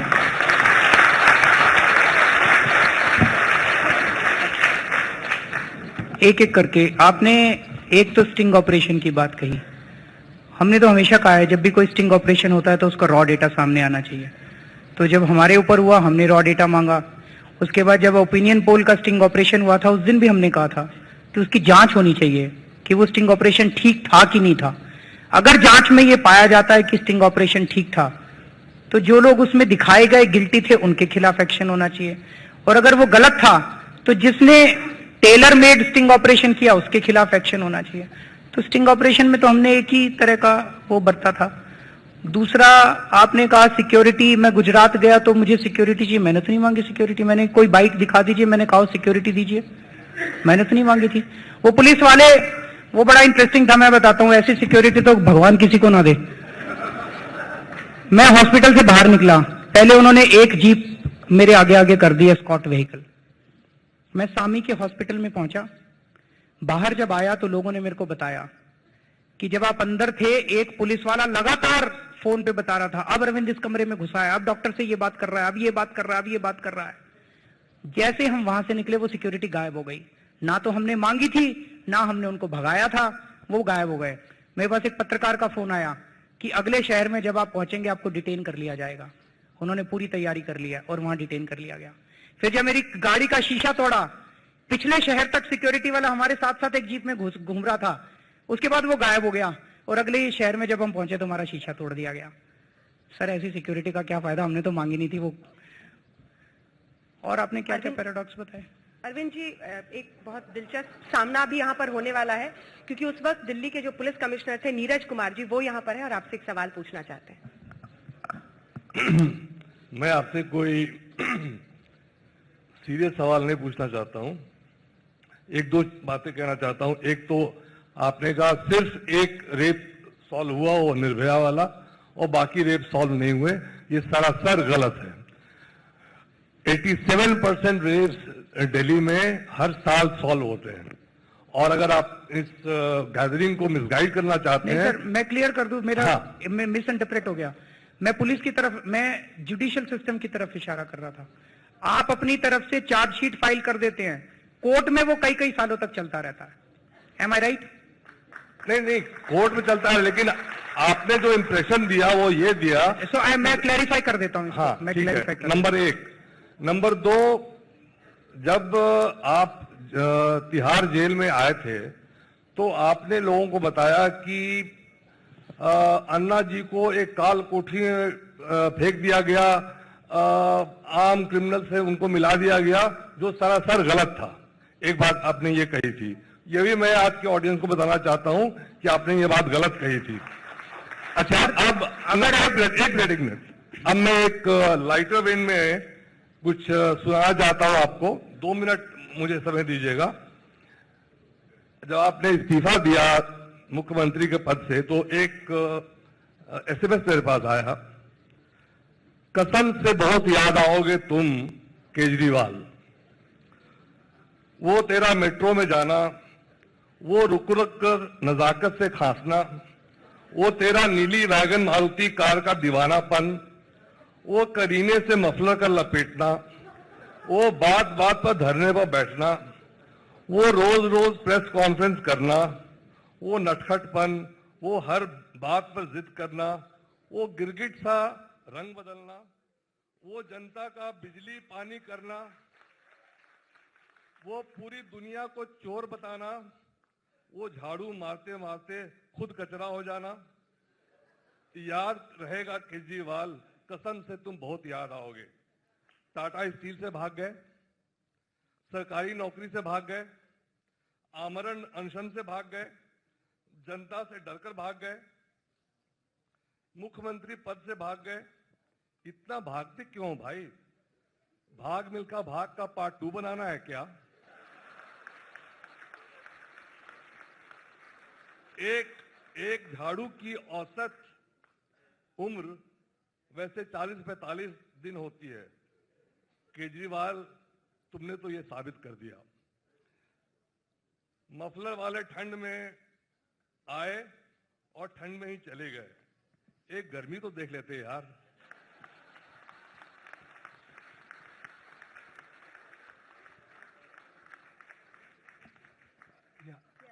अरविंद, एक सीरियस क्वेश्चन आपसे पूछना चाहता हूं।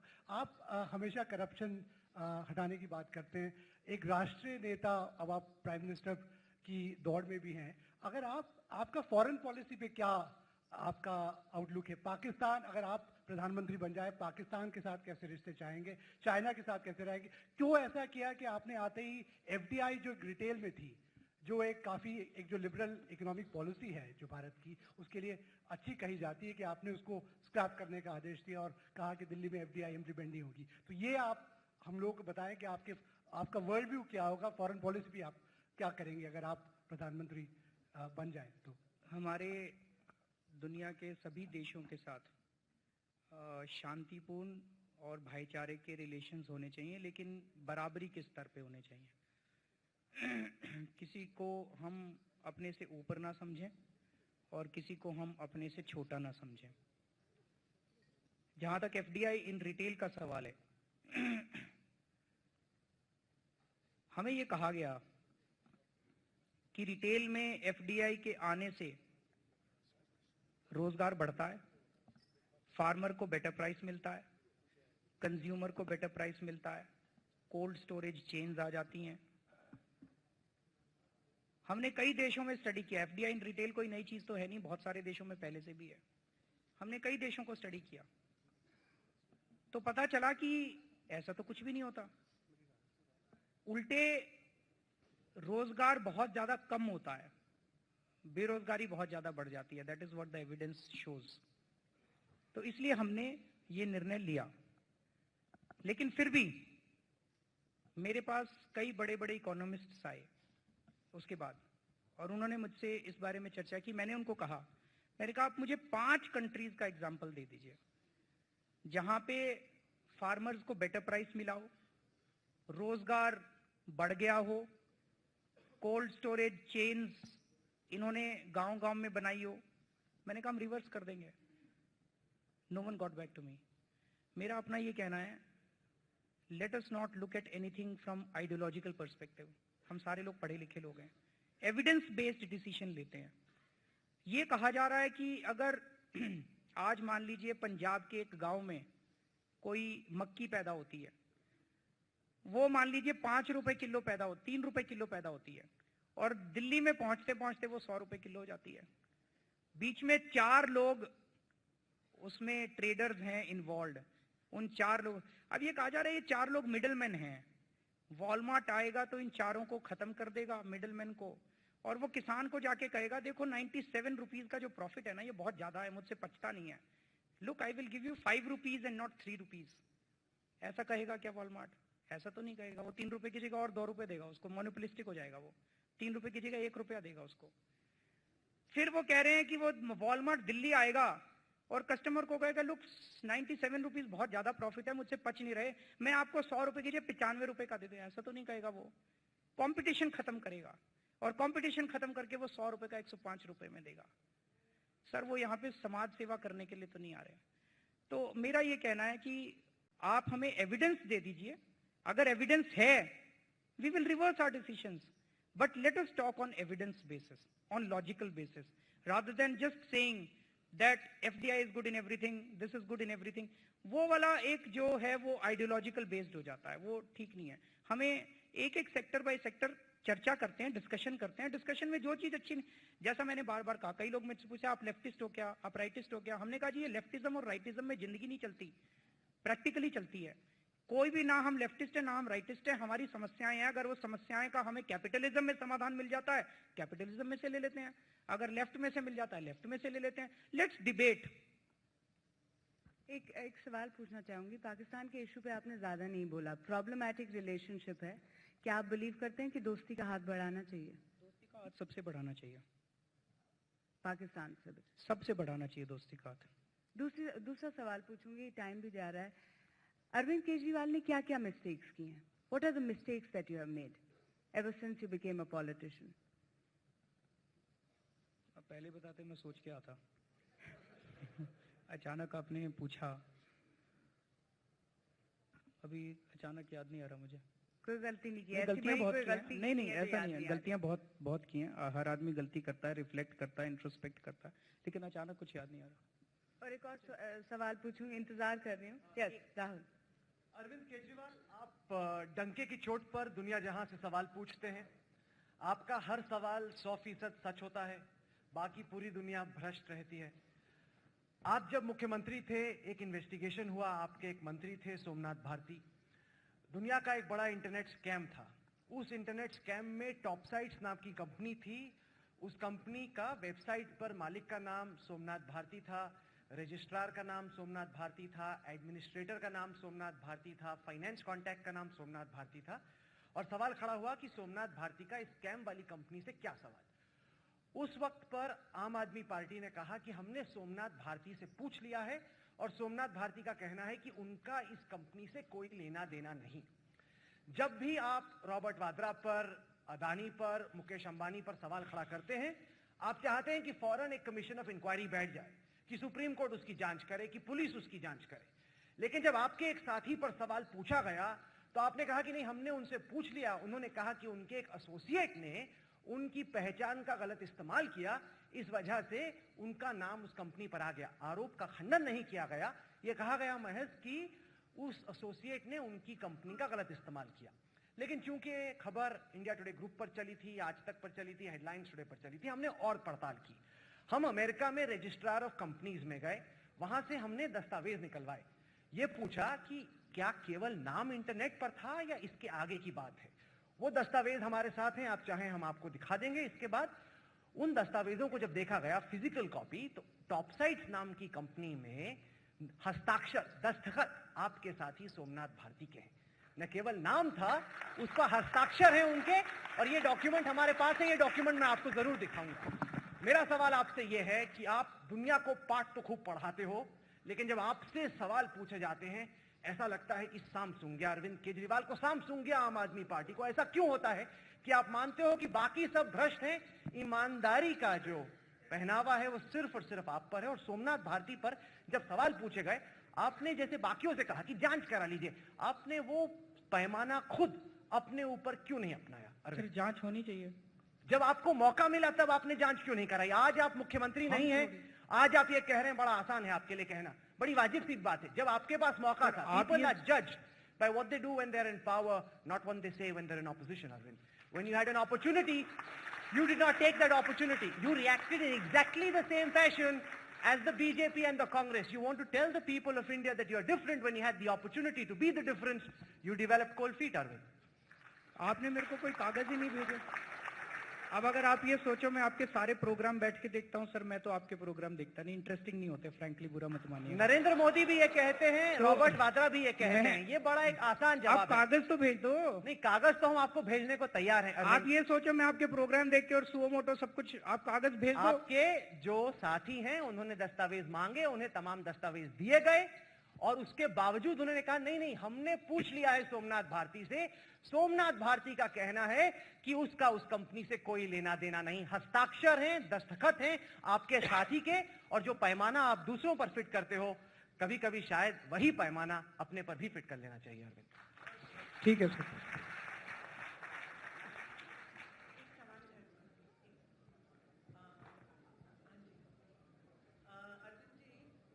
आपने जब आज बोलना शुरू किया, you started off by telling us that many reasons why we should not vote for Narendra Modi ji.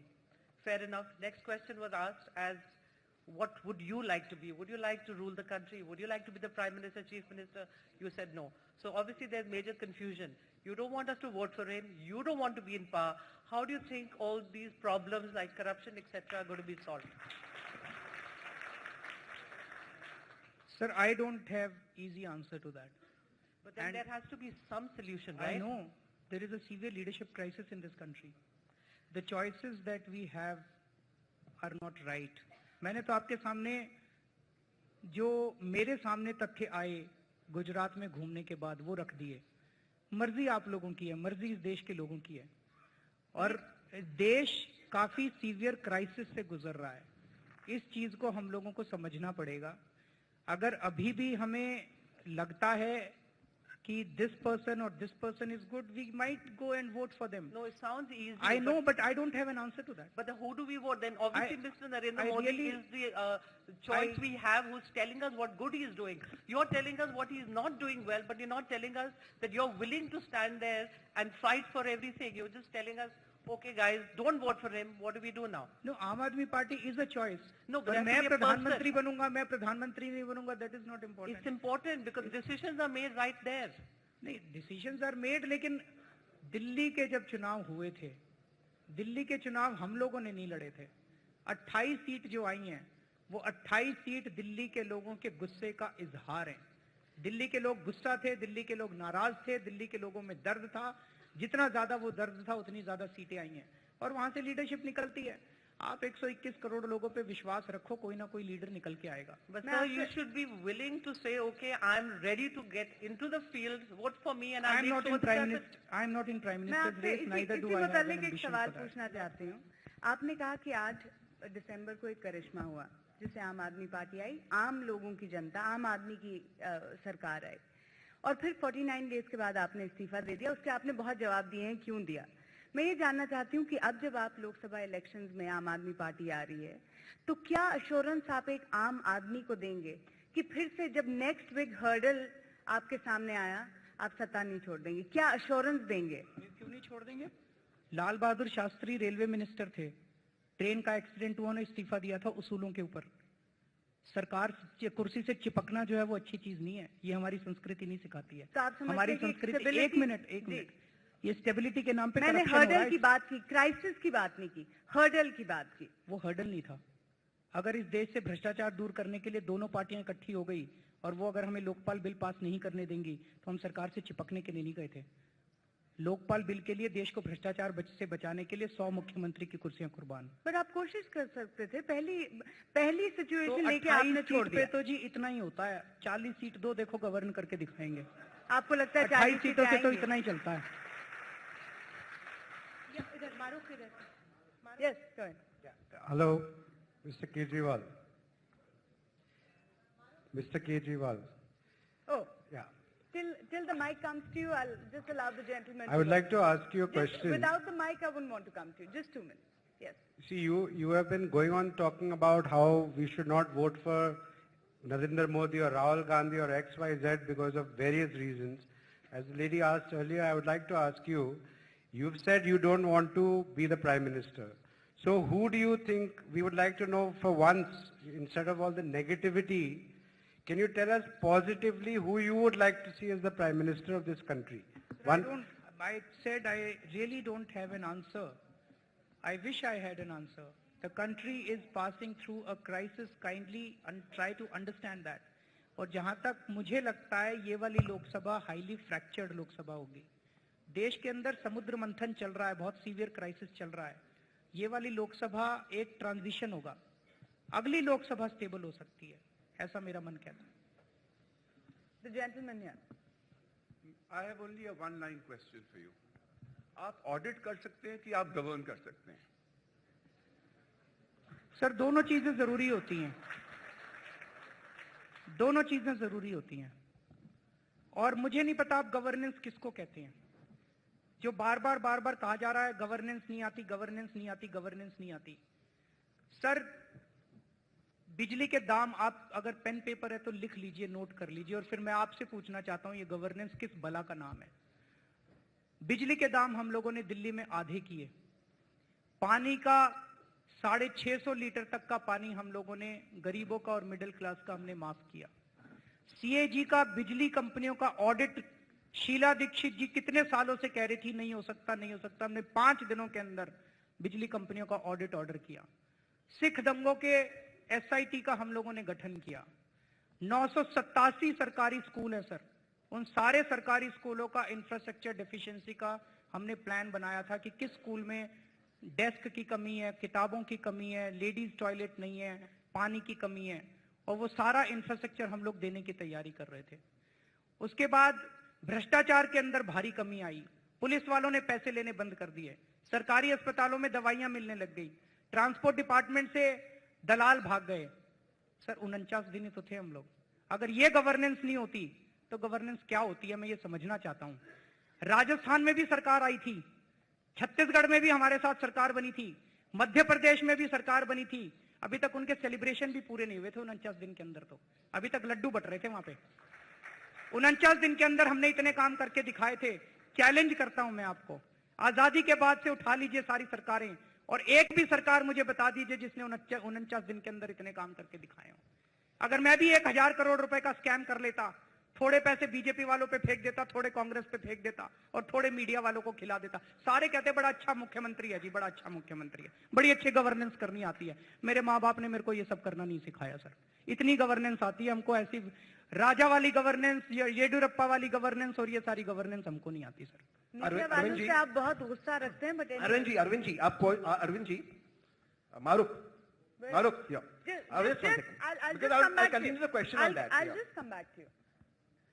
Sir, I agree with you that the quality of life of probably 750 million people in this country is very poor, and we need to work hard over the next 10, 20 years to improve their quality of life. Can you talk to me about your development agenda? Can you tell us what you're going to do to drive growth in the country, create jobs, reduce inflation? And before you answer that question, sir, I just want to make one statement, sir. Sir, actually, I have a solar park in Charanka, and the land was, the people who gave you that information around the park probably gave you some misinformation.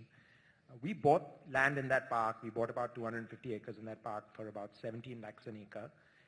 And the government spent about 3-4 lakhs an acre developing the park, developing the infrastructure, the substation, the boundary wall, the internal roads. The government actually bought the land from farmers at between 4 to 6 lakhs an acre, made a profit on that land, and then spent 4 lakhs to develop it, and then sold it on to us for 18 lakhs. So sometimes when you make a statement, I think the challenge that you create is that you drive people away from development, because now, hearing your statement, what will happen is in other states, no government will buy land for a solar park, so solar parks won't get built, so we won't have power, and we will overall, development in this nation will suffer. Thank you very much, sir. So back to the development question. So that's not right. आपने जो ये chain है, इसकी last कड़ी को पकड़ा है. I'm not blaming you at all. I'm not blaming the people who bought land at that park. लेकिन आपके transaction के पहले की 2 transactions जो हैं, जो शायद आपको पता ही नहीं है, मैं उन transactions की बात कर रहा था. I'm not against solar energy. All that I'm trying to say कि जब वहाँ पे सोलर पार्क बनने वाला था, उसके जस्ट पहले कुछ लोगों ने वहाँ पे, कुछ पॉलिटिशियंस ने लार्ज स्केल पे जमीनें खरीद ली, उनसे फिर सरकार ने जमीनें खरीदी. वो वाली इंफॉर्मेशन कि यहाँ पे सोलर पार्क बनने वाला है, that information was given out to some favoured politicians और सम फेवर्ड पीपल, जिन्होंने पहले से वहाँ जमीनें, आपको उसके बारे में पता नहीं चला. So the government then bought the land from these people and you bought the land from the government. So I'm not against solar energy. Why was it not possible कि आप लोग directly जनता से जमीन खरीद लेते? तो जिन लोगों ने, politicians ने जमीन खरीदी, वो 50,000 रुपए एकड़ में खरीदी, आपको वो जमीन 50,000 रुपए एकड़ में मिल जाती. That's all I'm trying to say. I'm not against solar energy. जहां तक डेवलपमेंट का आपने बात की, मैंने कहा कि सरकार का पहला काम है सुरक्षा, सरकार का काम है न्याय देना, सरकार का काम है भ्रष्टाचार मुक्त प्रशासन देना. विकास सरकार नहीं करती, विकास इस देश के लोग करते हैं, विकास आप करते हैं. अगर आपके लिए हम ऐसा एनवायरनमेंट क्रिएट कर दें that you will get your security, you will get justice and you will get a corruption free environment, तो सर इस देश के लोग पता नहीं कहां का कहां ले जाएंगे इस देश को. Today governance has become the biggest obstacle in this country in business. इस गवर्नेंस को ठीक करना है सर. अगर गवर्नेंस ठीक हो गई तो there will be large scale development that will take place. आज अगर कोई अमेरिका जाता है, if you have an idea and if you go to America and you try to start a business, आप 10 दिन में अपना बिजनेस शुरू कर लेते हो. लेकिन इंडिया में आप बिजनेस शुरू करके दिखा दो, कितने लोगों को रिश्वत खिलानी पड़ती है, and so many obstacles are created.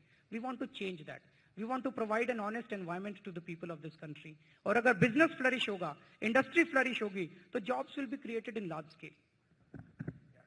Arvind ji, taking off from where you had left the question before this, you were answering him, and you said that what all you did in 49 days. I filed an RTI. You consider yourself a pioneer in the RTI movement. I filed an RTI on your government, to which I got the answer that while you were Chief Minister, sir, there was not a single, and I want this audience to know, a single flyover sanctioned, a single underbridge sanctioned, a single toilet on the road sanctioned, a single ladies' toilet sanctioned, a single handicapped toilet sanctioned. This is a fact. This is an RTI. This is during your government. You talk about progress. I'm just giving you facts. But let me come to the question, sir. I'm in the power sector myself. Now, my question to you, sir, is you said that you reduced power, or you made a statement you reduced up to 400 or 600 units. I'm not correct on that fact. 50% power. But when you came to power, sir, you blamed power companies for installing fast meters. What you did, sir, was you took the taxpayers' money and subsidized the same power companies who you said were being teased. How are you then different from any other political parties? And to correct your facts, sir, every single power company is audited by a CAG-approved auditor. It is the law of the land that does not allow CAG. That matter is sub judice now, sir. So there's a lot of misinformation, sir, on your end. I request everybody to keep their questions shorter. Sir पहले तो मैं आपको बता दूं ये flyover 4 दिन में sanction नहीं होते, अंडरपास 4 दिन में सैंक्शन नहीं होते, 49 days में भी सैंक्शन नहीं होते sir flyover. Let me complete. But, sir, you said no other government in the history of this country from 1947. So then I thought you set a record, sir. I'm just answering your question. नहीं, अगर और कोई सरकार दिखा दो जिसने पहले 49 days में फ्लाईओवर सैंक्शन की हो, कोई है सरकार? हाँ बता दो कौन सी सरकार है जिसने 49 हैं जी?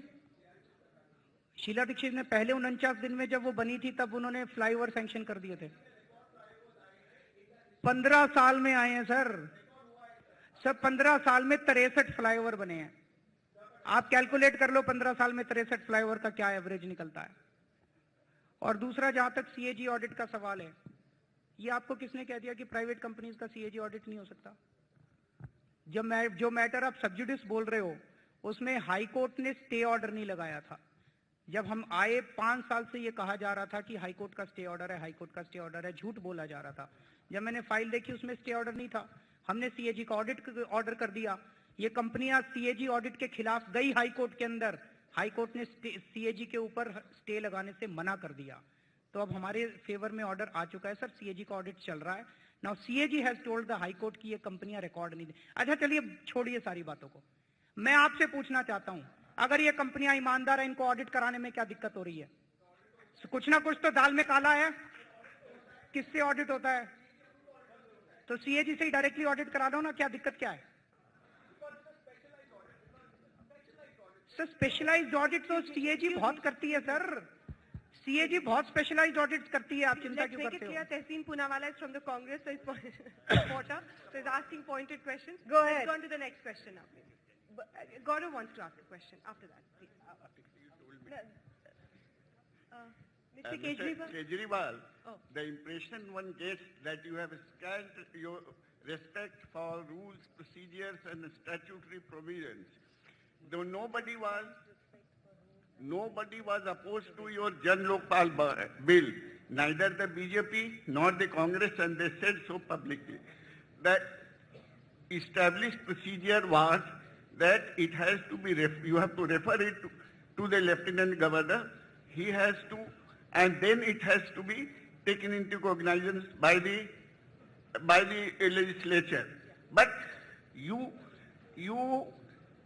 think that what you say should be the rule. That cannot be so. You have a tendency always. जन लोकपाल बिल के बारे में बात कर रहे हैं. प्रोसीजर आपने फॉलो नहीं किया, प्रक्रिया जो है माने उसको नहीं आपने फॉलो किया. सर सेक्शन 26 है या 28 है दिल्ली एक्ट, वो इसका कानून का जो जिससे दिल्ली बना था, जो ये कहता है कि एलजी की परमिशन लेनी चाहिए, लेकिन अगर आपने नहीं ली तो you can take it post passing of the bill also. So हम बाद में परमिशन ले लेते. उसमें ऐसा क्या था? Okay, the lady right at the back. Go ahead. Mr. Kejriwal. One more. Here are two very specific pointed questions. Everybody has been accusing you of delving into vagueness when it comes to your own procedures and party, whatever you do. And when you get into exposés, for example, what you did right now, that you went viscerally while exposing what has been happening in Gujarat, I have two very pointed questions.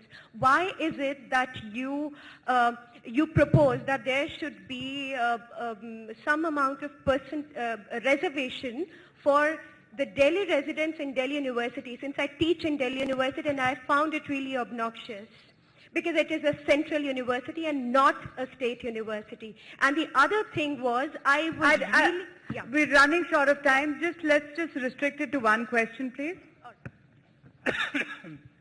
I agree with you. It was a suggestion. It was not a decision. And we were proposing to discuss it with the teachers fraternity and the students. I'll tell you the logic behind it. But the decision had not been taken, and it was reported in the media, and there was a lot of hue and cry about it. The logic was, out of 63 or 67 total colleges that Delhi University has, there are about 28 colleges which are 100% funded by the Delhi government, from the Delhi people, citizens, taxpayers' money. अब दिल्ली के लोगों के बच्चों को college में admission नहीं मिल रहा है, 99%, 100% कट ऑफ आ रहे हैं, और बच्चे जो है उनको शिक्षा नहीं मिल पा रही है. तो दिल्ली की सरकार की ये चिंता रहती है कि हम अपने बच्चों को शिक्षा कैसे दें, हम अपने बच्चों को कहां पढ़ाएं. तो एक तरीका ये था कि हम और नए कॉलेजेस खोलें, जिसमें थोड़ा समय लग सकता था. दूसरा ये था कि भाई 67 कॉलेजेस हैं टोटल, उसमें 28 कॉलेजेस ऐसे हैं जिसको दिल्ली सरकार 100% फंड करती है. तो ये जो 100% फंड हो रहे हैं, इसमें क्या 70%, 80% दिल्ली के बच्चों के लिए रिजर्वेशन किया जा सकता है, और बाकी जितने दिल्ली सरकार के कॉलेजेस हैं वो सबके लिए खुले. This was a proposal. We were planning to discuss it with the teachers fraternity and the students.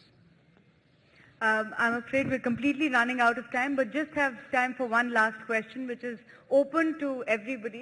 Preeti will explain the procedure. All right. एक सवाल की अनुमति चाहता हूं. एक सवाल. गौरव सावंत मेरा नाम है, अरविंद केजरीवाल जी. जब आप दिल्ली में आप चुनाव लड़ रहे थे, तो बहुत उम्मीद बंधी थी, बहुत आस थी, और खासतौर पर मध्यम वर्ग में, the middle class was really confident something nice is about to happen. वो आस निराशा में ना बदले, और जो आने वाले चुनाव हैं उसमें भी ये विश्वास रहे कि परिस्थितियां बदल सकती हैं, इंप्रूव कर सकती हैं. उसके लिए what is your road map sir, what is your vision? Sir, हम सबको मिलकर करना पड़ेगा. कैसे? हम सबको मिलकर इस देश को सुधारना पड़ेगा. मेरे अकेले किए तो होगा नहीं, और इसी के लिए तो मैं आज यहाँ पे आया हूँ, सब लोगों का आह्वान करने के लिए कि अगर हम सब लोग नहीं इकट्ठे हुए तो ये देश नहीं बचने वाला. मेरे अकेले से कुछ नहीं होने वाला. मैं बार बार ये कहता हूं, मैं बहुत छोटा आदमी हूं, मेरे अकेले से कुछ नहीं होगा. हम सब लोगों को इकट्ठे होना पड़ेगा. आपको अच्छा नहीं लग रहा इतने सारे सवाल आपसे पूछे जा रहे हैं? नहीं, अच्छा है, बट अब अनफॉर्चुनेटली आखिरी सवाल है सबके लिए आपके बारे में. All right, we're going to engage our audience once again. Once again, I'm going to ask you, there are these voting meters which have been given to you. So just put them out. How do you switch them on? Right on top, there are 4 buttons. Press on, press function. In some of your meters, you have to press both of them together, the others one after the other.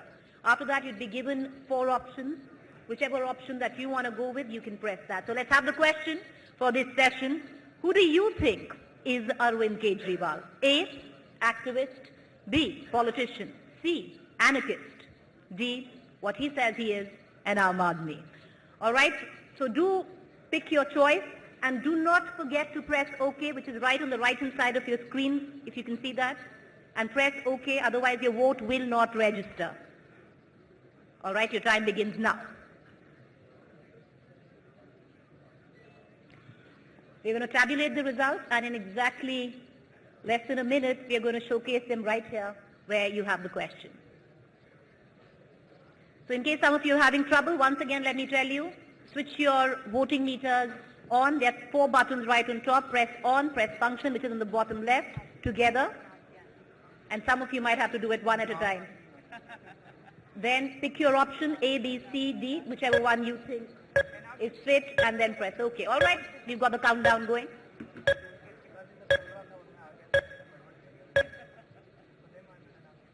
And let's get the results. All right, who do you think is Arvind Kejriwal? Well, he is an activist. 23.3% say that he is an activist. Quite close, Arvind. 16.5 think you're also an Aam Aadmi. You're happy with the decision? Thank you. But not a politician. Arvind Kejriwal, for speaking with us. Thank you so much. A big hand, ladies and gentlemen, for the former Chief Minister of Delhi, Arvind Kejriwal.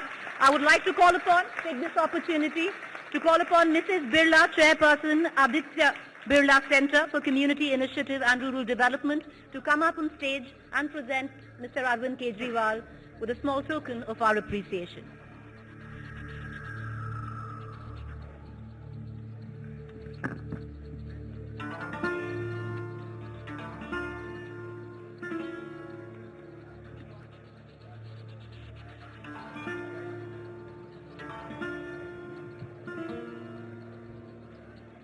Ladies and gentlemen, can we once again put our hands together? Arvind Kejriwal, the final session of day one of the 13th India Today conclave.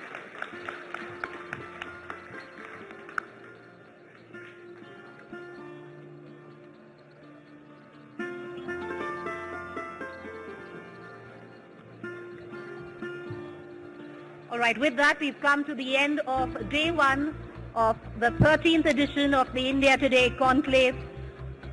Do step out for dinner. Dinner is open at Shah Jahan Hall.